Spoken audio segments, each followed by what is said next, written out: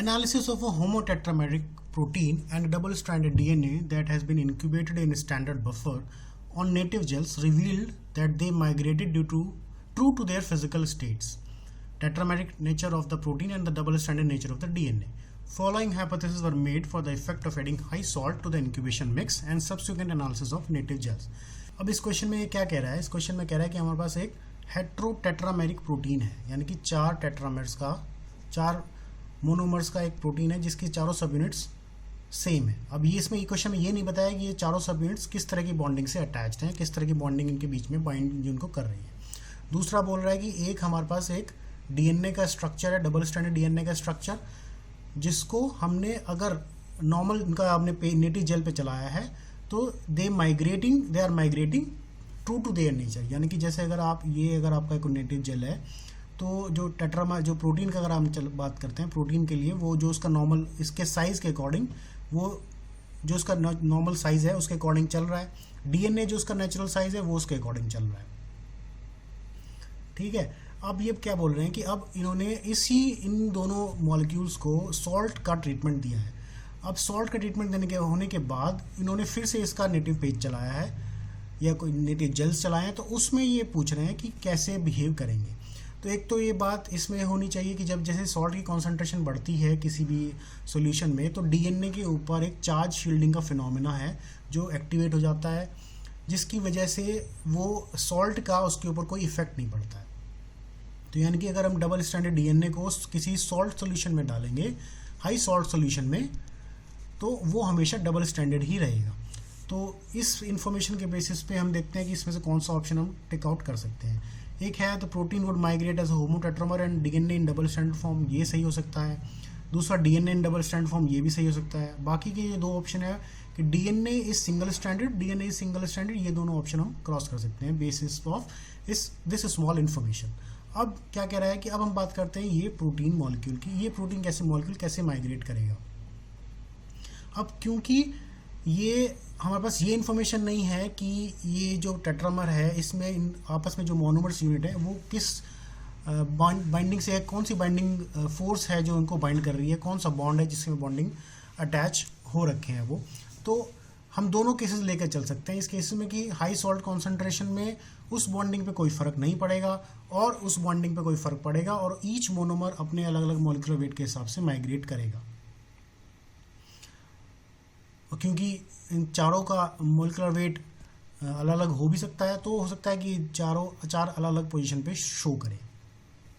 ठीक है, तो अब जो सेकंड ए और बी ऑप्शन है वो क्या कह रहे थे, protein would migrate as a homotetramer and the protein would migrate as a monomer. तो दोनों ऑप्शन पॉसिबल है क्योंकि हमारे पास ये इन्फॉर्मेशन नहीं है कि ये प्रोटीन की जो टेट्रामर्स है ये किस बाइंडिंग कौन सी बाइंडिंग फोर्स के थ्रू बाइंडेड है।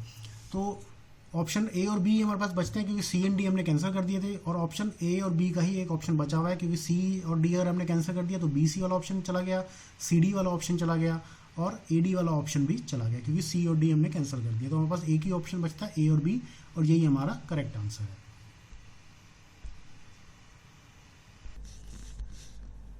चलिए फिर नेक्स्ट क्वेश्चन पर आ जाते हैं। नेक्स्ट क्वेश्चन क्या कह रहे हैं, the nucleosome is the fundamental sub unit of chromatin in eukaryotes. ये सही बात है। Following statements are made about nucleosome. तो न्यूक्लियोसोम के बारे में 4-5 स्टेटमेंट्स दिए हैं, हमें चेक करना है कौन सा स्टेटमेंट सही है कौन सा स्टेटमेंट गलत है।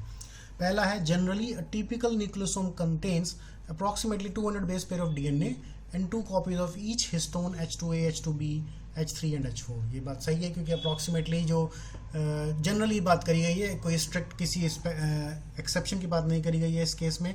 जनरली एक न्यूक्लियोसोम में 200 बेस पेयर्स ऑफ डीएनए ही होता है और एक ऑक्टामर बनाता है वो 2 मॉलिक्यूल जिसमें H2A के होते हैं, 2 मॉलिक्यूल H2B के होते हैं और 2 मॉलिक्यूल H3 और H4 के होते हैं। ठीक है, तो पहला ऑप्शन आपका ए ऑप्शन सही है। तो ए ऑप्शन सेलेक्ट कर लीजिए किस किस ऑप्शन में है। यहाँ पर एक आपका इसमें है, एक आपका इसमें है और एक आपका इसमें। तो ऑप्शन 3 तो आपका रूल आउट हो ही गया पहले ही। उसके बाद देखते हैं सेकंड पॉइंट पे। सेकंड पॉइंट या इसमें देखते हैं कि जो पॉइंट जल्दी इजीली हम ऑप्शन को रूल आउट कर सकें कौन सा ऑप्शन हमारे पास सही है। अब इसमें देखिए ऑप्शन में ए के साथ बी सिर्फ एक बार आ रहा है और सी 2 बार आ रहा है। पहले ऑप्शन में, फोर्थ ऑप्शन में सी 2 बार आ रहा है, तो प्रोबेबिलिटी ये है कि सी हो सकता है करेक्ट हो। तो हम चेक कर लेते हैं, हम सारे पॉइंट डिस्कस करेंगे लेकिन हम चेक कर लेते हैं कि सी पॉइंट करेक्ट है या नहीं है, पहले चेक कर लेते हैं। सी पॉइंट क्या कह रहा था, histone octamer are not conserved during और after replication, however H3-2H4-2 tetramers are.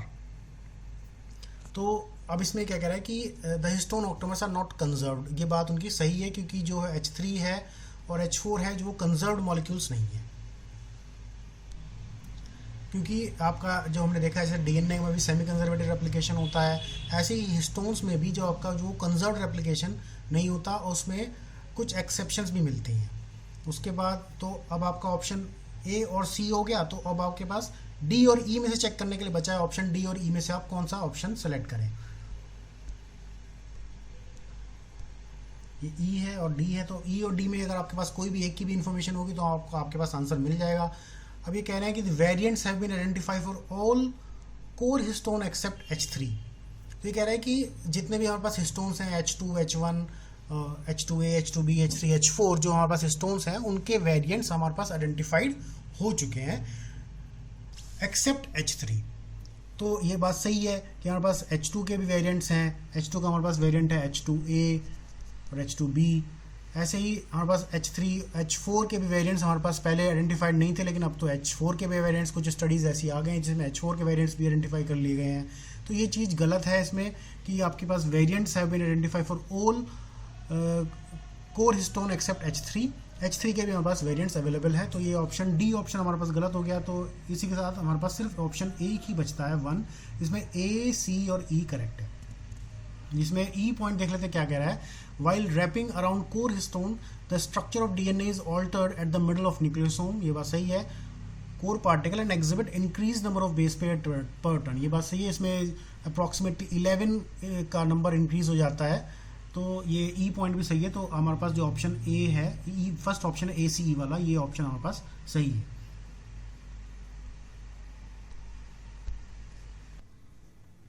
उसके बाद नेक्स्ट ऑप्शन पे आते हैं। नेक्स्ट क्वेश्चन है आपका, during cell cycle entry in the S phase is tightly regulated, this is possible because. अब इसमें 4-5 ऑप्शन है, वो सेलेक्ट कर लेते हैं, चूज करते हैं कि हमारे पास कौन सा ऑप्शन करेक्ट है इन सारे ऑप्शन में से।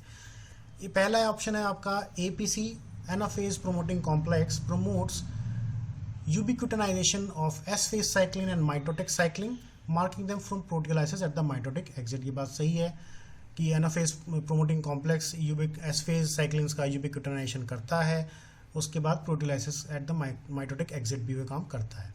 उसके बाद अब ए ऑप्शन आपके पास सही, आपको पता है सही हो गया, तो अब इसमें से 4 ऑप्शन में से सेलेक्ट कर सकते हैं ए किस किस के पास है। ए ऑप्शन आपके पास फर्स्ट में है, सेकंड में है, ठीक है। अब उसके बाद आपके पास एक छोटी सी इन्फॉर्मेशन अगर आपके पास है कि जो साइक्लिन B1 का काम क्या है। साइक्लिन B1 जो सेल साइकिल में यूज़ करते हैं S फेज में, वो बी पॉइंट में क्या कह रहा है, cyclin B1 helps in the activation of S phase CDKs only in the late G1। ये वो काम नहीं करता है। साइक्लिन B का काम एक्टिवेट करना होता है MPA को, जो S फेज में CDKs को एक्टिवेट वो नहीं करता है। तो इसी के साथ ये B पॉइंट जो है वो गलत हो जाता है। और जैसे ही ये B पॉइंट गलत होता है तो हमारे पास एक ही ऑप्शन बचता है C वाला, A एंड C, क्योंकि ये बाकी के 2 ऑप्शन हम पहले ही काट चुके हैं। क्योंकि A ऑप्शन हमें पता सही है, तो B और C, ये थर्ड ऑप्शन फोर्थ ऑप्शन तो हमने पहले ही क्रॉस आउट कर दिया था। हमारे पास 2 ही ऑप्शन बचे थे, फर्स्ट एंड 2, तो उसमें से भी हमारे पास B पॉइंट हमारे पास कन्फर्म है कि B पॉइंट गलत है, तो हमारे पास सिर्फ एक ही ऑप्शन बचता है A एंड C का। तो हम इस क्वेश्चन को बहुत जल्दी इस तरह सॉल्व कर सकते हैं। ये भी एक टेक्निक है इस क्वेश्चन सॉल्व करने की। अगर आपके पास कोई एक क्रिटिकल इन्फॉर्मेशन है जिसके बेसिस पे आप ऑप्शंस को रूल आउट कर सकते हैं, तो आपको वो जरूर आजमानी चाहिए। उसके बाद हम नेक्स्ट क्वेश्चन पर आते हैं। नेक्स्ट क्वेश्चन आपका है, thousands of proteins that are synthesised in the cytoplasm are imported into the nucleus through the nuclear pore complex every minute. These proteins contain nuclear localization signal that direct their selective transport into the nucleus. This nuclear import requires, अब ये एक nuclear pores के through जो nuclear transport होता है उसका एक process है। उस प्रोसेस में आप समझें, अगर आपको पता हो, उस प्रोसेस में ये अगर आपका ये वाली साइड आपकी साइटोप्लाज्म है, ये वाली साइड आपकी न्यूक्लियस है। तो आपकी यहाँ पर कुछ पोर्स होते हैं, या मैं इसको थोड़ा सा अच्छे से बना देता हूँ। ये आपका पोर है जिसमें से आपका कोई भी प्रोटीन एंटर करता है, और अगर कोई भी प्रोटीन जो भी कोई प्रोटीन आपका एंटर करता है वो साइटोप्लाज्मिक इंटरेक्शन के थ्रू एंटर करेगा। तो उसको क्या चाहिए, ज़रूरी है कि इसके पास NLS होना चाहिए, न्यूक्लियर लोकलाइजेशन सिग्नल होना चाहिए इसके पास। उसके बाद जब ये एक बार इसमें एंटर करने के बाद ये अपने साथ एक प्रोटीन लेकर आता है, जिस प्रोटीन को हम बोलते हैं इम्पोर्टिन, जो इसको इम्पोर्ट करने में हेल्प करता है। तो जब ये एंटर होगा तो ये प्रोटीन का जो मॉलिक्यूल है ये अपने साथ एक इम्पोर्टिन का मॉलिक्यूल भी इम्पोर्टिन भी अटैच होगा। अब क्योंकि इसको प्रॉपर फंक्शनिंग करनी है न्यूक्लियस के अंदर आने के बाद, तो ये इम्पोर्टेंट मॉलिक्यूल को डिटैच होना है। इसको डिटैच होने के लिए एक प्रोटीन एक मॉलिक्यूल काम आता है जिसका नाम है रैन GTP, जो इसकी एक्टिव फॉर्म है। और इसकी इनएक्टिव फॉर्म की बात करें वो है आपकी रैन GDP। तो GDP से आपका GTP में कन्वर्ट होता है। कन्वर्ट होने के लिए जो एंजाइम या जो फैक्टर यूटिलाइज करते हैं उस फैक्टर का नाम है आपका GEF, जिसको बोलते हैं ग्वानिन एक्सचेंज फैक्टर। अब इतनी इन्फॉर्मेशन आपके पास होना चाहिए। तो ये क्वेश्चन आपके लिए कुछ सेकंड्स का ही है। अब चेक करते हैं इसमें ऑप्शंस क्या क्या दिए हुए हैं। इसमें ऑप्शन दिए हैं, हमको पहले ये चेक करते हैं इस क्वेश्चन में करना क्या है। क्वेश्चन में करेक्ट स्टेटमेंट्स को सेलेक्ट करना है। अब पहला ऑप्शन क्या है इसमें, the small monomeric G protein Ran, the nuclear transport requires एक G प्रोटीन रैन चाहिए आपको, ये आपका रैन आ गया। पहला ऑप्शन ए आपका आ गया। अब ए ऑप्शन को देखते हैं इसमें किस किस में है, फर्स्ट में है, सेकंड में है और फोर्थ में है। तो थर्ड ऑप्शन आपका रूल आउट हो गया। उसके बाद the nuclear transport receptor that interacts with the NLS on A cargo protein, ये इस प्रोटीन को जो हम कार्गो प्रोटीन बोल रहे हैं। तो the nuclear transport receptor that interacts with NLS on A cargo protein, तो एक रिसेप्टर जो चाहिए आपको, the nuclear transport receptor that interacts with the NLS on a cargo protein, यानी कि यहाँ पर जो रिसेप्टर बाइंड होता है उसको NLS चाहिए कार्गो प्रोटीन पे, तभी वो उसको एंटर करने देता है यहाँ पर। तो ये भी बात सही है आपकी, बी पॉइंट भी आपका सही है। उसके बाद हम चेक करते हैं कि सी पॉइंट क्या कह रहा है। सी पॉइंट का आपको कह रहा था GTP is activating protein GAP bound to the chromatin tether to the nuclear membrane. इसके बारे में हमारे पास कोई इन्फॉर्मेशन नहीं है, जो मैंने ये आपको इन्फॉर्मेशन दी है, तो इस ऑप्शन को हम अभी होल्ड पे रखते हैं। उसके बाद मैंने आपको इन्फॉर्मेशन दी थी ग्वानिन एक्सचेंज फैक्टर की, GEF, which is bound to chromatin inside the nucleus.